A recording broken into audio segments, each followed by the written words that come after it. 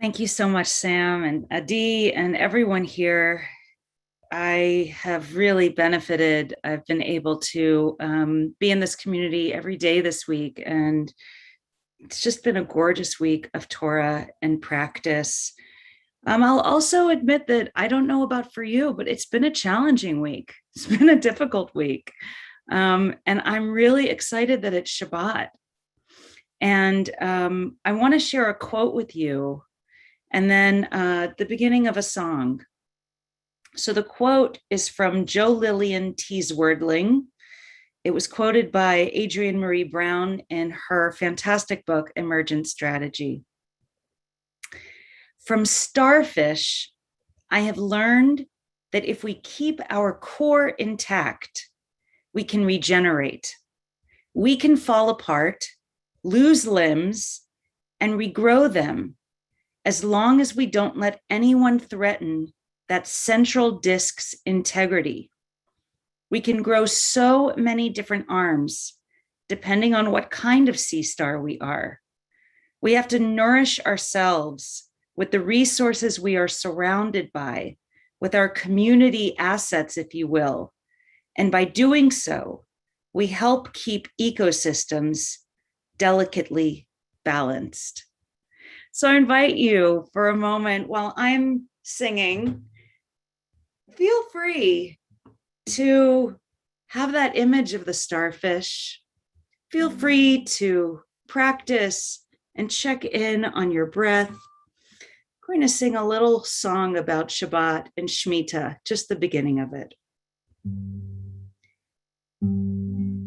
I've been working so hard, shoulders down, face to the ground, hand on the plow, and now the seventh day is coming, it's coming, and I'm gonna rest.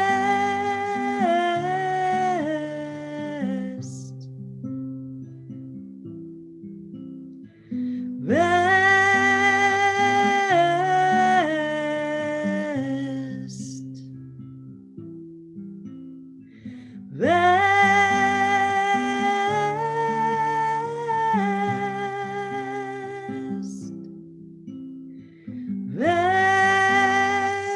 and reset. The earth is God's and the fullness thereof.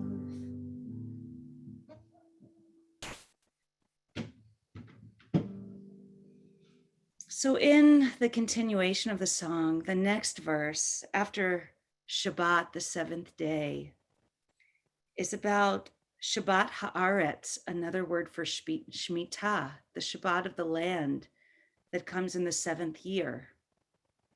And then the third verse is about what happens after 7 years of 7 Shemitahs, the Jubilee, when the earth returns to its originally assigned owners. And we're reminded that we can't hold on. We can't hold on to things. We can't hoard.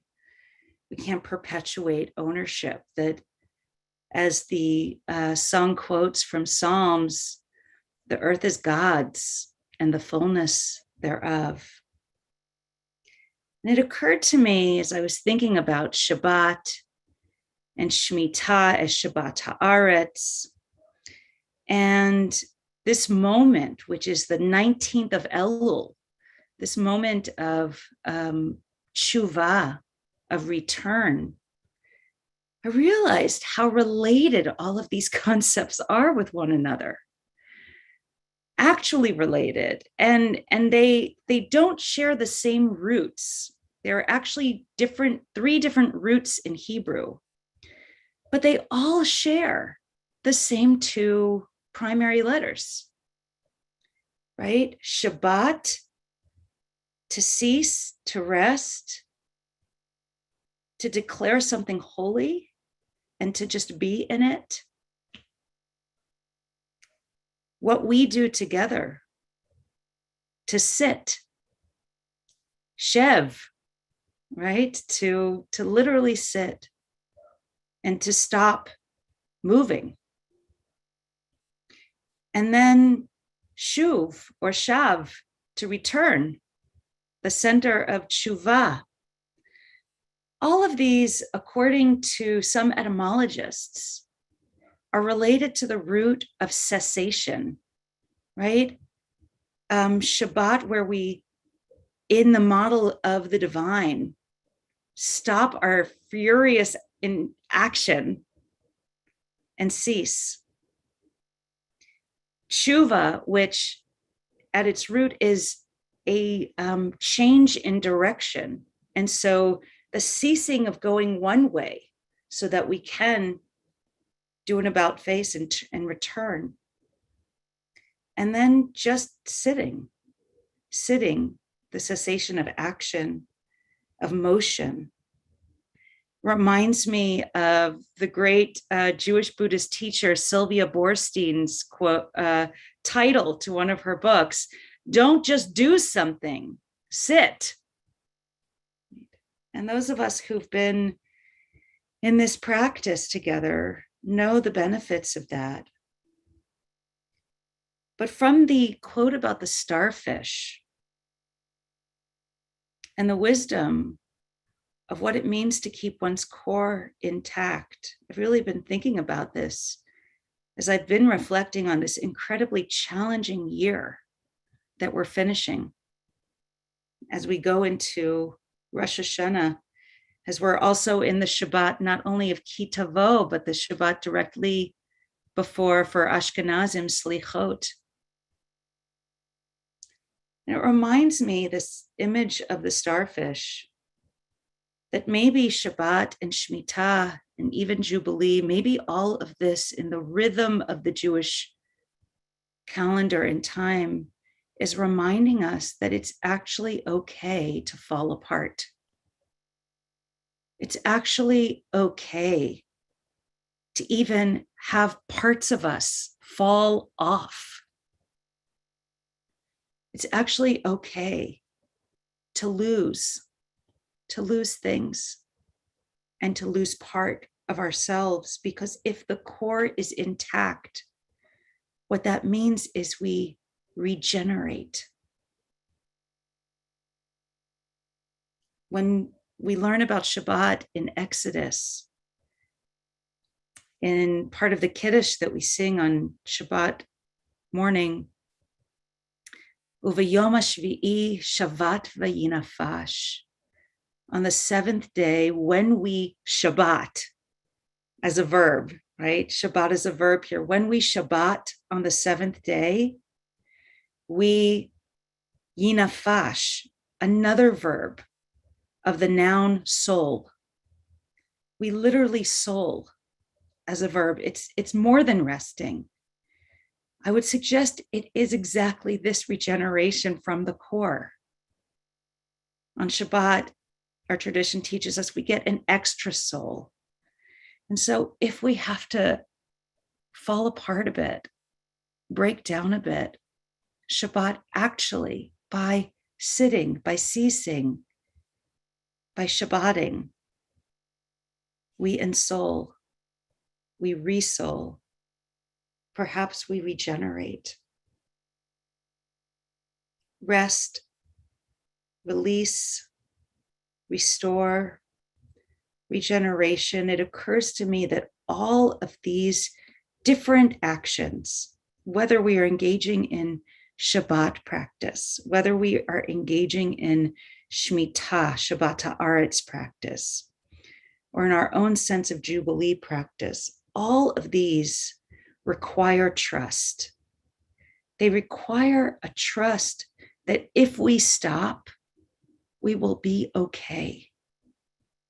That if we stop, we will still be able to nourish and nurture ourselves. And trust in this period that we've been experiencing of incredible change, a lack of being able to trust in the stability of things. Trust has been such a necessary and challenging ingredient. And I'd like to, in our practice today, really focus on regenerating that trust, which I would suggest is our core that we can return to by turning our attention to the body and actually experiencing trust in our bodies. And so I'd like to invite you to get comfortable, to perhaps get yourself in a position where you feel some level of comfort. Really, the main intention is just so that you won't need to move or adjust in the next couple of minutes. As we center our body as teacher and our breath as teacher, I'd like to begin just with an awareness of your body, just to check in with what's true about what's happening in your body. Maybe you feel energy coursing through your body. Maybe you just had some coffee, or maybe you're already feeling some tiredness or exhaustion in certain pockets. You can notice where they might be and just notice, not needing to change a thing. You might notice some tightness, even some pain.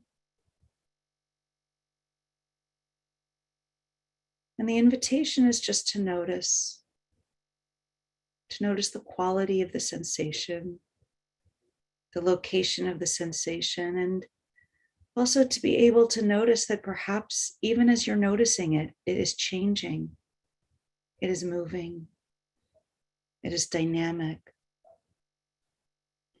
I'd like to invite you to just imagine your shoulders releasing. I'd like to invite you to imagine your neck muscles releasing.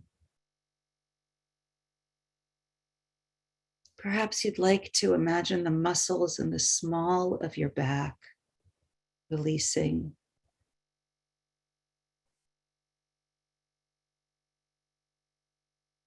Imagine your jaw releasing, your cheek, the area around your eyes. Release.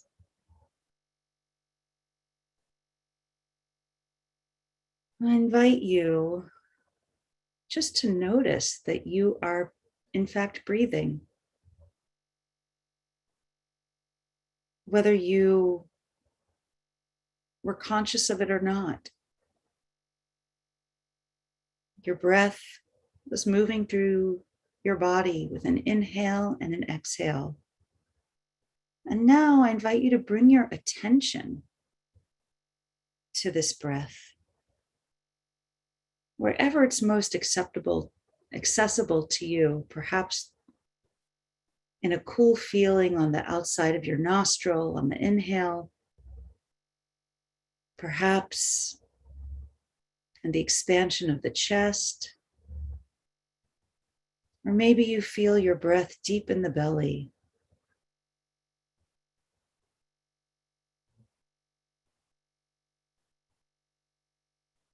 And for just a minute or two, I'm going to invite you just to notice how naturally we release our breath.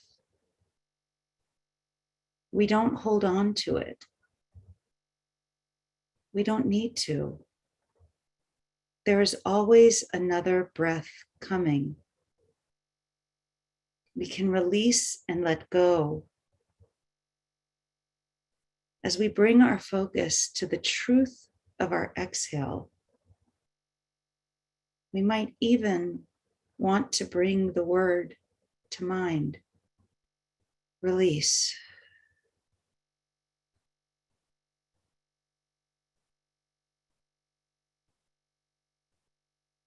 We'll take a few minutes just to practice.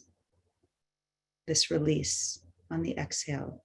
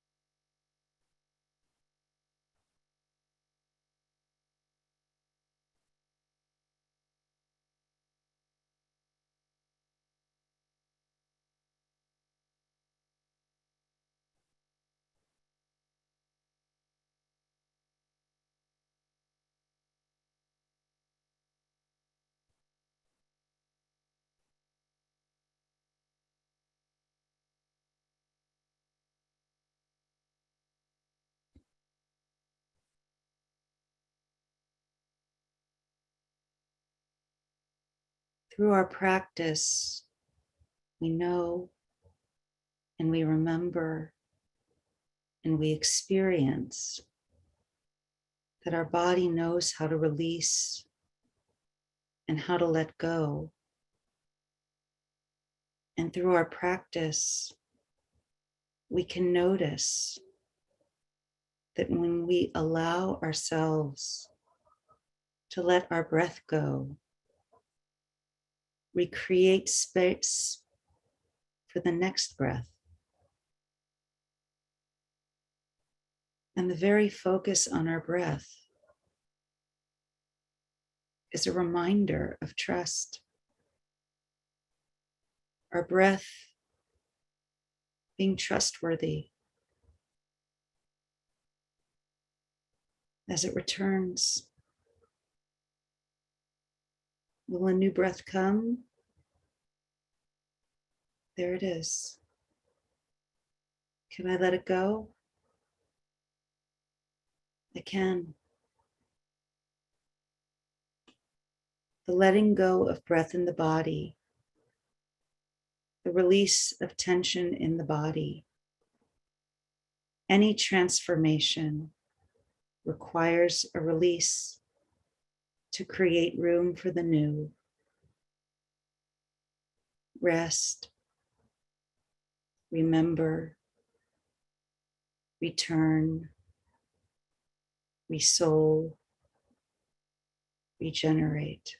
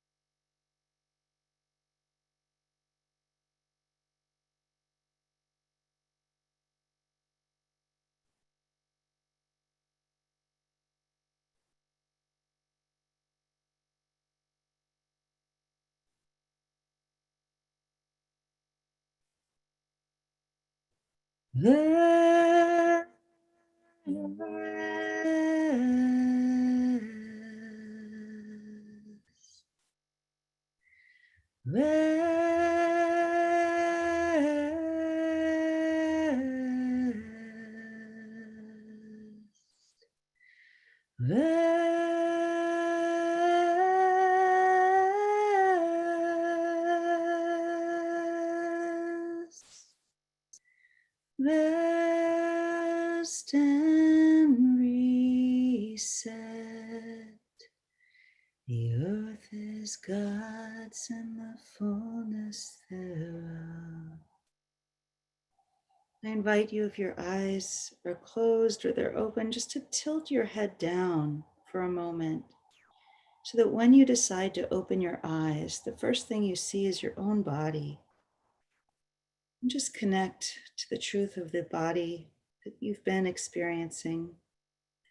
And then when you feel ready, I invite you to look up and with intention, rejoin the community that has supported our practice and made it possible by doing it together.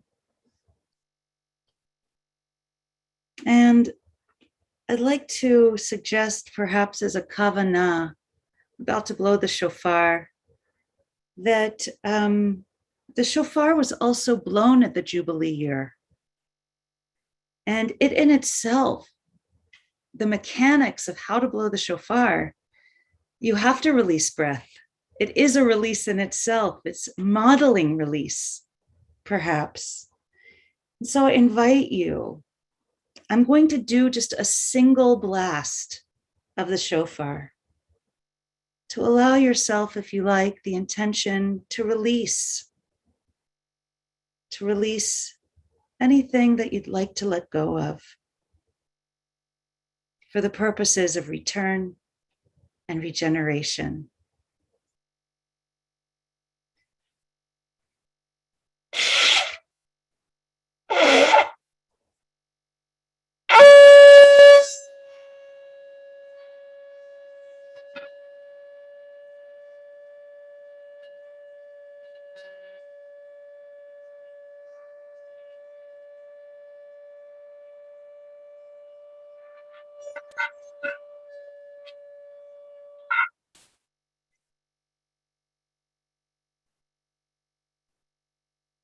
Thank you so much.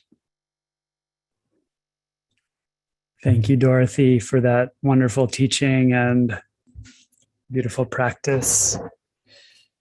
I want to invite Adi to please screen share with us the text of the Mourner's Kaddish. If you would like to join me in reciting Kaddish for anyone departed, you're welcome to do so in just a moment, rising in body or spirit, or both. And I want to invite you to share in the chat, if you feel so moved, the name of the person or people for whom you're reciting Kaddish. יתגדל ויקדש שמי רבה, ויאמר דברך ויבטא וימלך מלכותי, בחייכם וביומכם ובחיי תוכפי את ישראל, בעגלה ובזמן קריב יאמרו אמן. וישמע רבה בדברך ומרמיה, יתברך וישתבח ויפאר ויתרומן ויתנשא, ויתהדר ויתהלל, ונית קודשה פריחו, ומקום וחטאת שירתה, תושבחתה ונחמתה, ואמירן ונחמה ויאמרו אמן. יהי שלום רבה מן שמיים וחיים עלינו ועל כל ישראל ויאמרו אמן. ועושה שלום במקום, הוא יעשה שלום עלינו ועל כל ישראל ועל כל יושבי תבל ויאמרו אמן. ועל כל ישראל ועל כל יושבי תבל.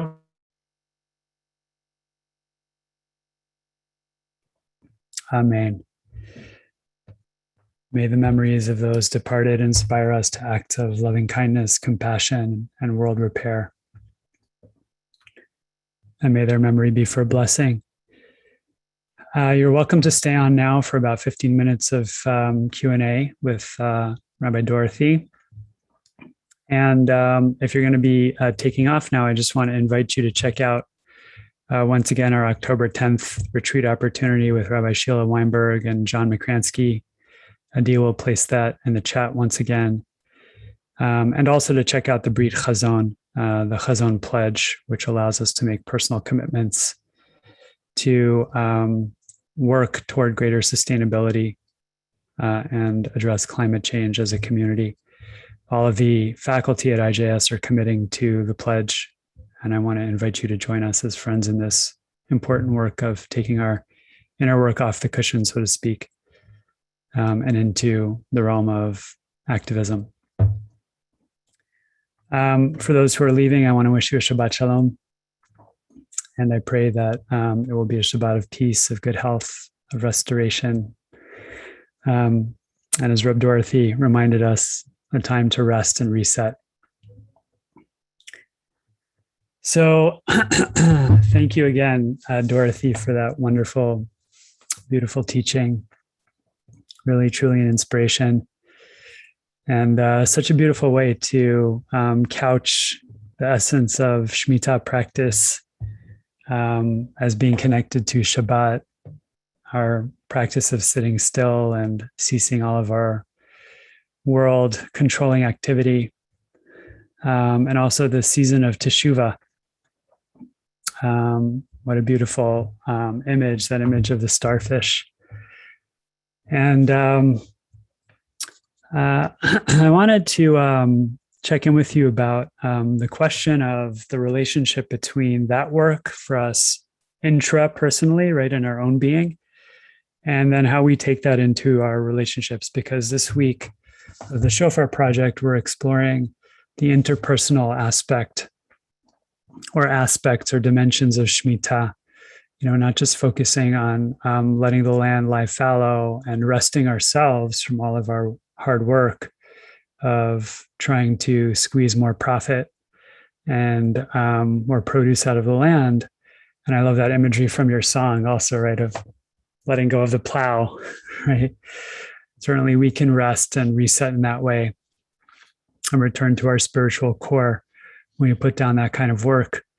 But Rabbi Mark Margolius in his introductory essay really featured the question of debt remission, right, which is one of the subset laws of Shemitah, so that we're not just letting the land have a Shabbat, but we're letting other people who are indebted to us, right, and as such, existing in a relational dynamic that was characterized by someone who has power, holding power over another person who is disempowered, so to speak. And we can understand that, of course, both literally and as well as emotionally, right? Literally around actual debts and money, and emotionally around emotional debts that we may be carrying around or subject to or kind of reeling under. So, Reb Dorothy, I'm wondering if you would be willing to talk a little bit about how the intrapersonal work for you of release, of resting and resetting and regeneration, right? How does that intersect with or inform the ways in which you come at this question of the relational dimensions of Shabbat, Shemitah, of Teshuvah, and so on and so forth? Absolutely. Thank you for the question. And Rabbi Mark's beautiful essay is so worth reading and rereading if you haven't read it yet. I think one of the truths that I've experienced in my own practice and that I see in the textual tradition is that any true generosity and any release is most effectively achieved from this place of trust and abundance. And I think it's purposeful,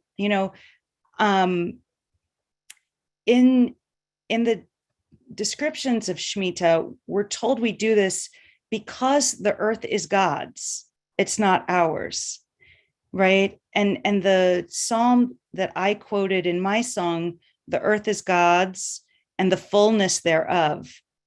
That second part is crucial, right? Because scarcity is the piece that makes debt forgiveness hard.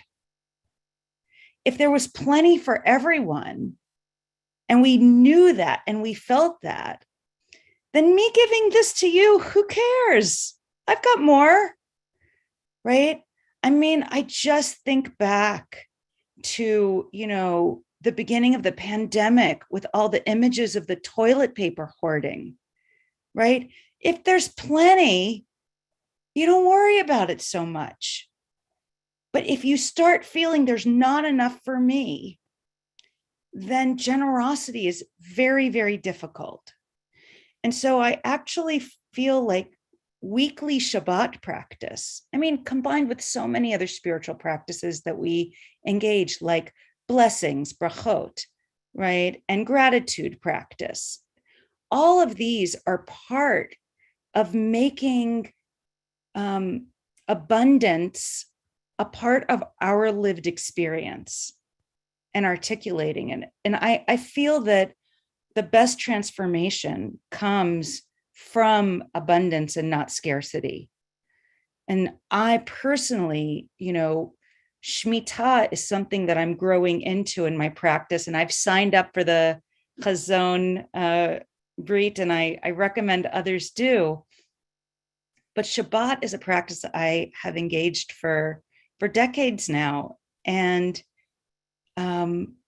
I will say I'm different at the end of Shabbat than I am going in, certainly.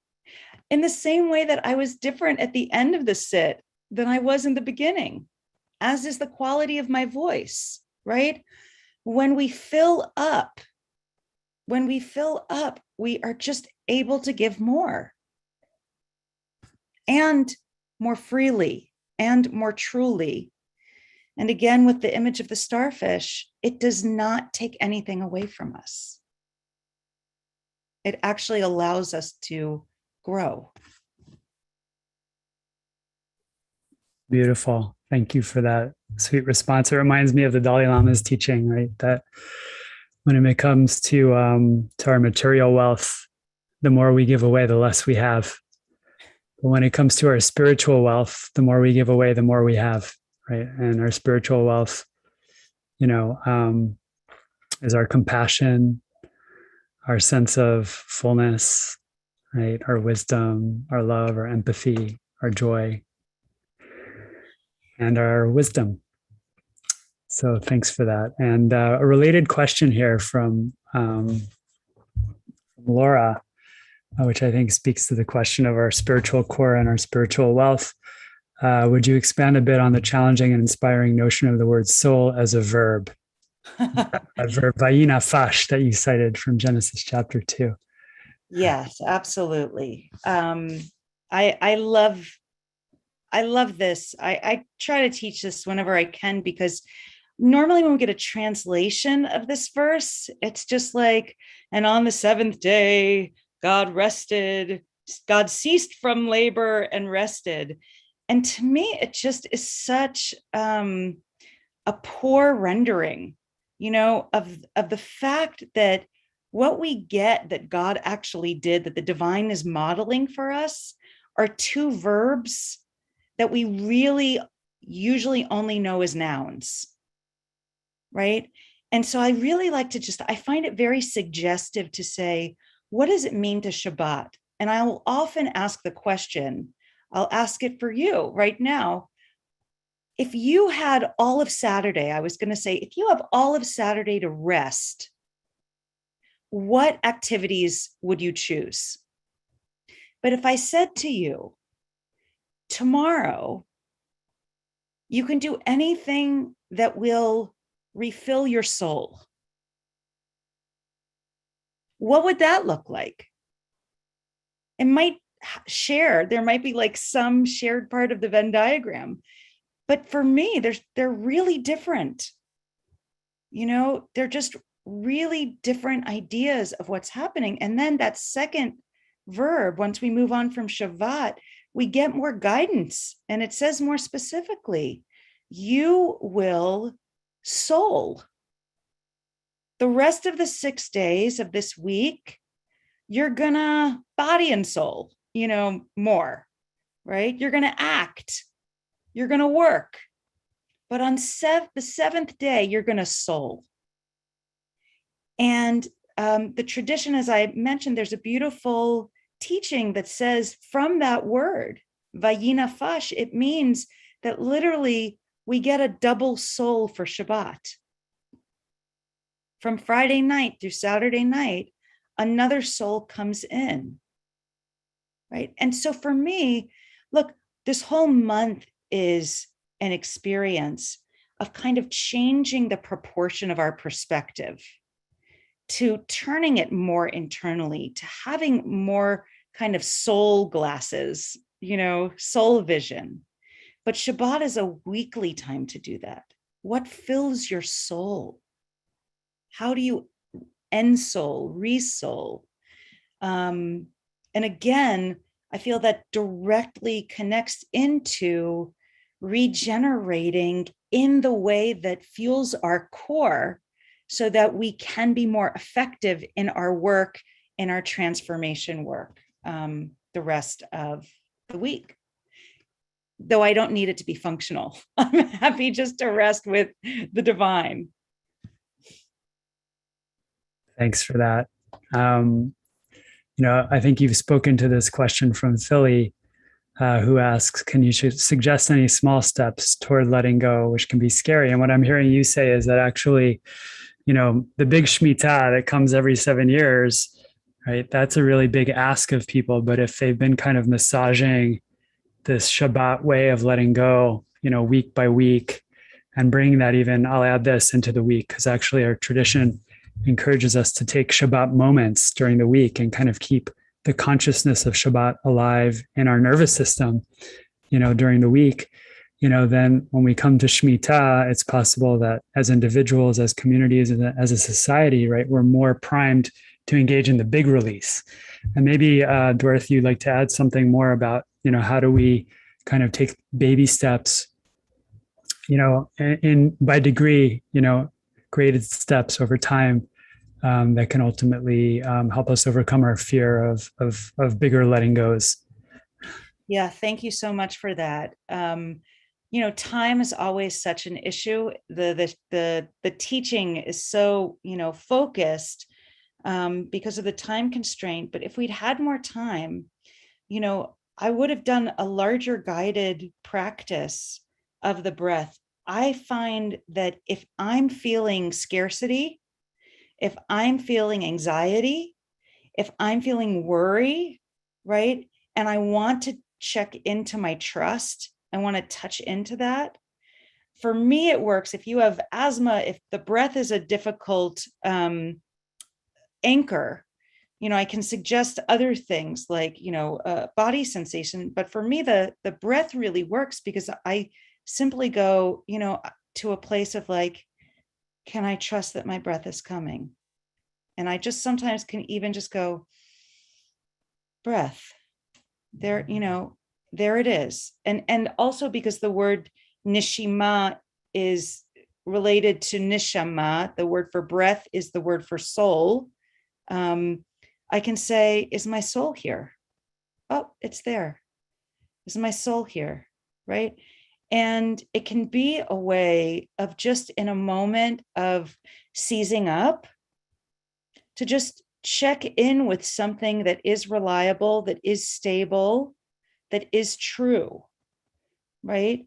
And the breath is reliable, for most of us. In certain illness, certain conditions, it's not. And again, then I might go to my heartbeat or something else that I can actually feel and sense and connect into and go, is that still true? Okay, that's still true. And that can be kind of, that can be a first step towards building trust. And then, you're all here, so you've probably found some utility in this sitting practice. You can always just take some time to sit and just say, whatever's going on, that's going on. I'm going to do this for 5 minutes and then I'll deal with it. That's a small Shabbat. I'm going to release from this for 5 minutes and then I'll see. And it can just, our practice, for many of us, it's just such a gift because it works. It just fairly reliably works. Yeah. Yeah, thank you. It really does work for me too. And I hope for everybody else here. And I'll also say this is why we have a whole year to practice letting go. And we can also chart a 7-year course, we don't have to do it all in 1 year, right? Where do you want to be 7 years from now? What do you want to release between now and next Shemitah, right? And that's one of the beauties of the calendrical cycle of 6 and 1, each week, and then 6 and 1 in the annual cycle, and so on and so forth. So we can take some of the pressure off of our shoulders, and we don't have to let go of everything right here and now. With that, I really just want to wish everyone a Shabbat Shalom, and we'll let you all go. And I pray that this will be a Shabbat of rest, resetting, and regeneration. And thank you, Dorothy and Adi, and to all of you. Shabbat Shalom u'mevorach, a peaceful, soulful Shabbat. Shabbat